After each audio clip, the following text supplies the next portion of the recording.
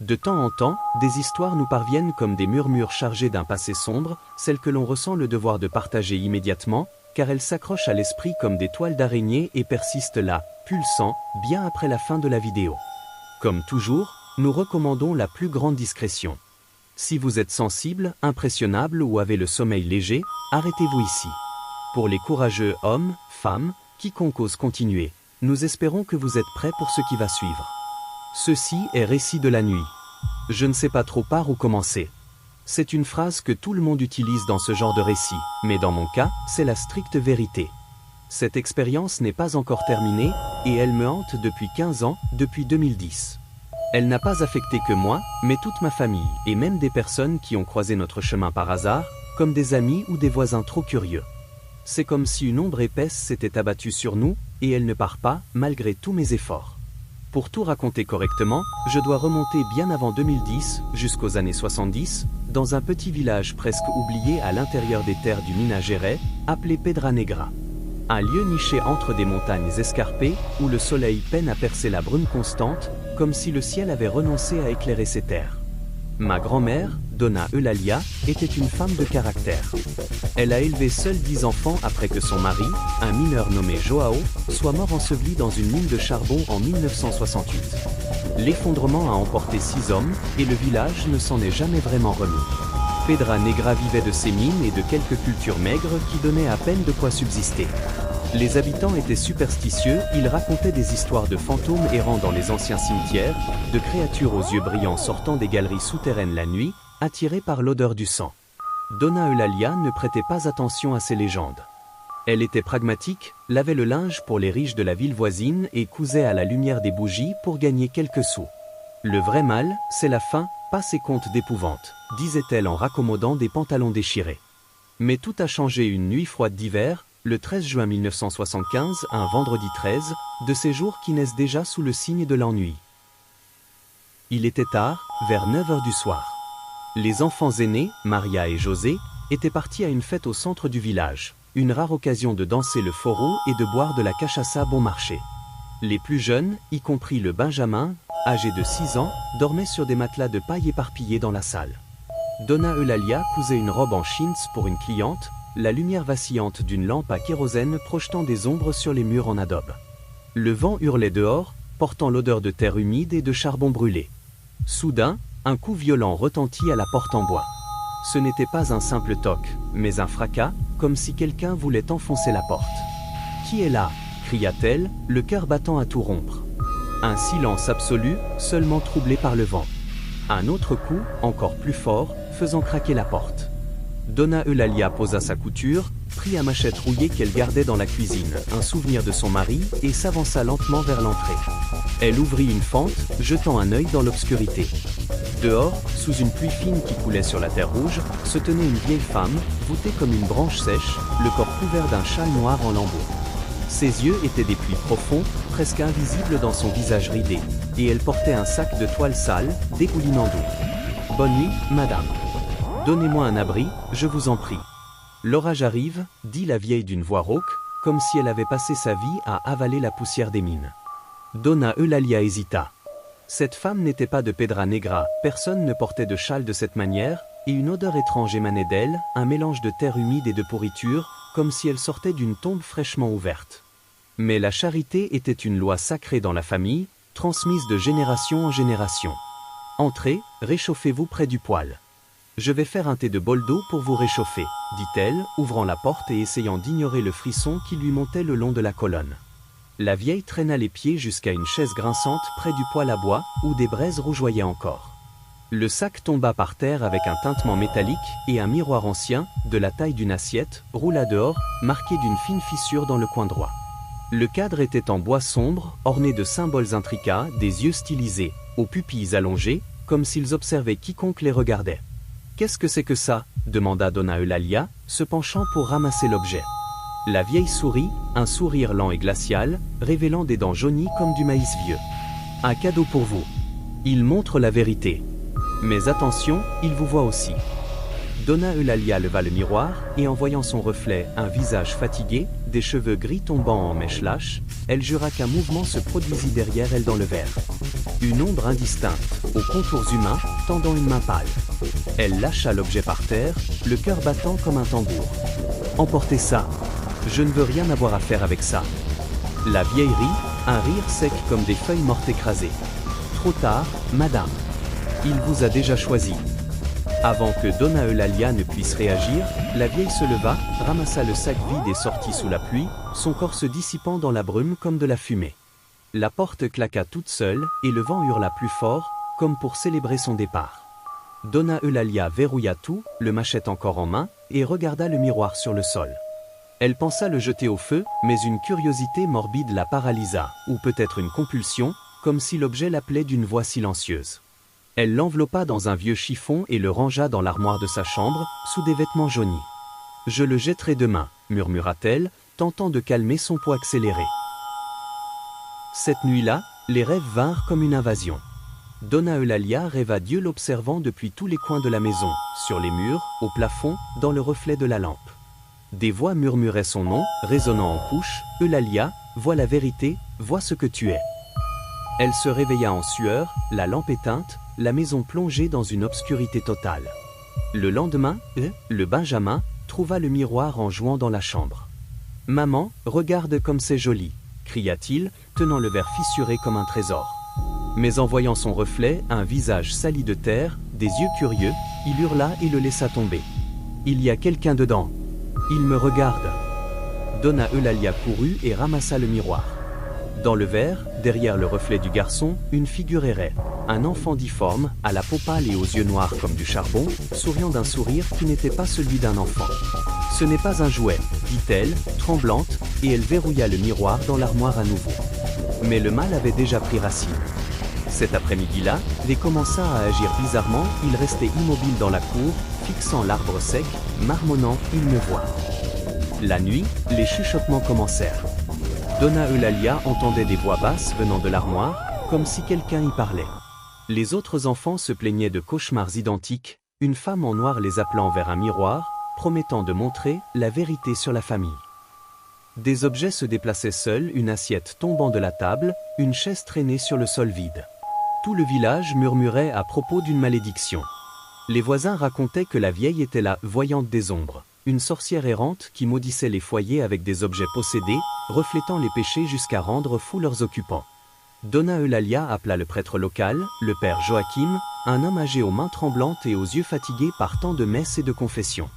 Il vint avec de l'eau bénite dans un flacon de verre et un crucifix en bois. Il aspergea les coins de la maison, récita le Pater Noster en latin, et la famille ressentit un soulagement temporaire, comme si l'air devenait plus léger. Mais en touchant l'armoire où se trouvait le miroir, il cria de douleur, comme brûlé par du fer chauffé à blanc. « Cela ne vient pas de Dieu, » murmura-t-il, le visage blême. « Il y a quelque chose d'ancien ici, quelque chose qui voit au-delà du verre. Cassez-le et enterrez-le loin, sous un sol sacré. » Donna Eulalia obéit. Elle brisa le miroir en 7 morceaux, chaque fissure résonnant comme un cri aigu, et l'enterra dans la cour, sous l'arbre sec qui ne donnait jamais de fruits. Elle le recouvrit de grosses pierres et récita un Ave Maria, demandant protection. Les chuchotements s'arrêtèrent un temps. Les cauchemars diminuèrent. La vie reprit, du moins en apparence. Les enfants grandirent. Maria épousa un forgeron et partit pour Juiz de Fora, José devint camionneur et disparut sur les routes. Zé resta au village, travaillant dans les mines. Donna Eulalia mourut en 1995, d'un cœur qui n'avait plus la force de supporter les douleurs de l'âge, emportant le secret du miroir dans sa tombe. La maison resta vide pendant des années, les murs moisis, le jardin envahi par les mauvaises herbes. Ma grand-mère, sa fille, hérita de la propriété et la vendit en 1998 à une famille extérieure. Un couple de Sao Paulo, Roberto et Anna, avec 2 jeunes enfants, fuyant le chaos de la ville. Sans héritier direct après leur mort, la propriété nous revenait. Nous pensions que c'était la fin de l'histoire. Mais les malédictions ne meurent pas facilement. Elles attendent, comme des graines dans le sol, prêtes à germer quand on s'y attend le moins. Passons à 2010. J'avais 22 ans, vivais à Belo Horizonte avec mes parents et ma petite sœur, Clara, âgée de 15 ans. Ma vie était banale. J'étudiais l'administration à l'UFMG, travaillais à mi-temps dans un café à Savassi et rêvais de voyager en Europe. Mon père, Carlos, était ingénieur civil, de ceux qui construisaient des ponts et des viaducs, toujours avec un sourire optimiste. Ma mère, Lucia, enseignait l'histoire au lycée et adorait raconter des histoires familiales. Tout allait bien, jusqu'à ce que nous recevions une lettre d'un avocat en septembre de cette année-là. La maison de Pedra Negra nous revenait. La famille qui l'avait achetée, Roberto, Anna et leurs enfants, était morte dans un accident horrible en 2009.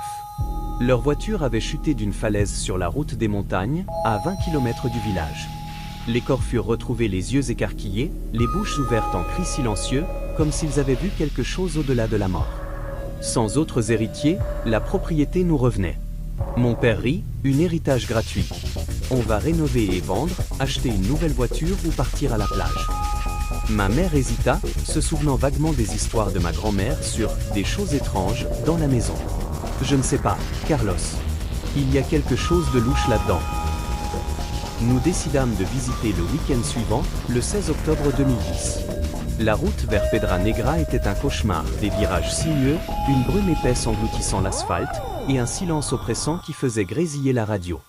Le village semblait figé dans le temps, des rues de terre rouge, des maisons en adobe aux toits tordus, et un ancien cimetière à l'entrée, avec des croix en bois pourrissantes.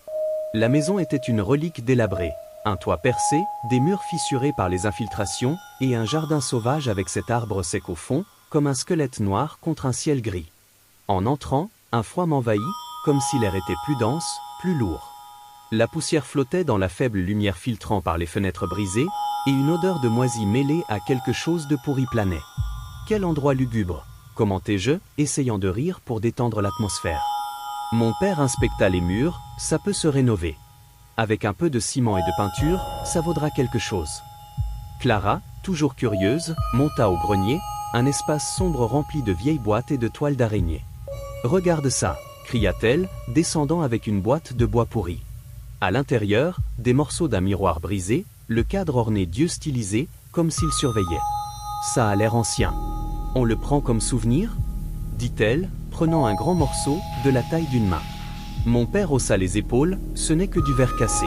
« Jette-le si tu veux. » Mais Clara insista, le rangeant dans la poche de son sac à dos. « Ça ira bien dans ma chambre, avec des lumières LED. » Au retour, le trajet fut étrange. La brume se referma autour de la voiture, et nous jurâmes voir des ombres courir le long de la route, comme des figures humaines bougeant trop vite. Nous arrivâmes épuisés, et je m'endormis comme une pierre.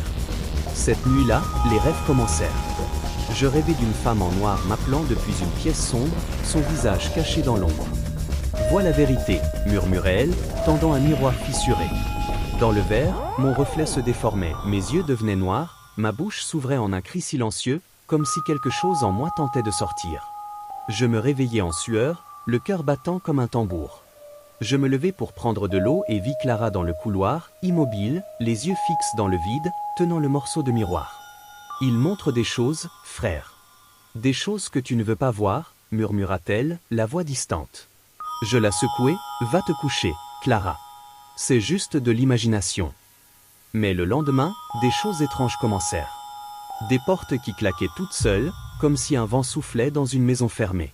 Des ombres du coin de l'œil, disparaissant quand je tournais la tête. Mon père attribua cela à des courants d'air, mais je sentais une présence, comme si quelqu'un nous observait à travers les murs. La deuxième nuit, Clara hurla. Je courus dans sa chambre, elle regardait le morceau de miroir, tremblante comme une feuille. Il y a quelqu'un dedans. Il me regarde. Et il sourit. Je pris le verre de ses mains, et dans le reflet fissuré, je vis un visage déformé, un enfant à la peau pâle, aux yeux noirs comme des abîmes, la bouche tordue en un sourire cruel. C'est un jeu de lumière, dis-je, mais ma main brûlait comme si je touchais des braises. Je le lâchai, et le morceau se brisa encore plus, des éclats se répandant sur le sol. Clara pleura, il veut entrer. Depuis lors, la présence grandit. Des chuchotements la nuit, appelant nos noms, Lucas, Clara, Lucia. Des objets qui bougeaient, un livre tombant de l'étagère, un vase roulant seul dans le couloir. Clara changea, des yeux vides, marmonnant seule sur la vérité de la famille. Ils veulent revenir, murmurait-elle, comme si elle entendait des voix que je ne pouvais pas entendre. J'appelai un prêtre de la paroisse locale, le père Miguel, un homme d'une quarantaine d'années au regard sérieux et aux mains calleuses. Il vint le vendredi suivant, 22 octobre, avec de l'eau bénite dans un flacon de verre et un chapelet autour du cou. Il écouta l'histoire, aspergea les coins de la maison et récita l'exorcisme de Saint Michel Archange.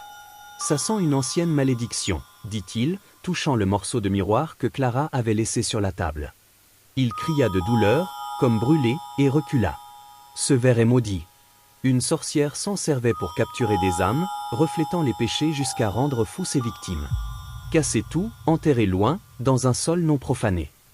Clara refusa, serrant le miroir, il montre la vérité sur nous. Sur ce que nous sommes. Cette nuit-là, elle disparut. La chambre vide, le lit défait, seulement le miroir sur le sol, reflétant une ombre riant, comme pour se moquer de moi. Nous cherchâmes pendant des jours. La police vint, fouilla la maison et le quartier, et conclut, fuite d'adolescente, courant à cet âge.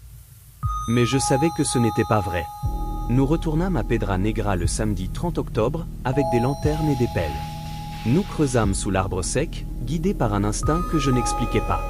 Nous trouvâmes les morceaux originaux, enveloppés dans un chiffon pourri, et en les touchant, des visions m'envahirent. Une femme brûlée vive sur un bûcher en 1700, maudissant le miroir avec ces derniers mots, « Vous me verrez dans chaque reflet, jusqu'à la fin des temps ».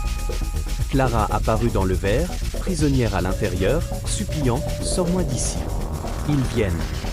Mon père brisa un morceau avec la pelle, et un vent hurla, des ombres se dressèrent du sol, des griffes invisibles nous éraflant la peau. Nous fûmes, laissant les éclats, mais la malédiction nous suivit jusqu'à Belo Horizonte. Des années passèrent.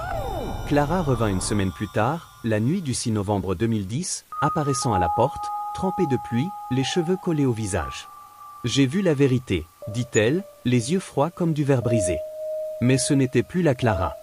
Elle parlait seule, murmurant des secrets sombres sur la famille, des trahisons anciennes, des morts cachées, des péchés que personne n'admettait. La grand-mère le savait. « Le miroir montre tout », disait-elle, riant doucement. La famille se disloqua. Mon père devint fou, voyant des ombres dans le miroir de la salle de bain, et fut interné dans un asile en 2012. Ma mère s'isola, priant jour et nuit, refusant de regarder tout reflet. Je vécus avec les éclats, rangés dans une boîte verrouillée, mais je voyais des yeux dans chaque miroir, dans la salle de bain, dans la vitrine du magasin, même dans la fenêtre la nuit. La sorcière attend, son sourire fissuré m'observant. Et maintenant, vous avez entendu. Méfiez-vous des miroirs brisés. Ils vous voient aussi.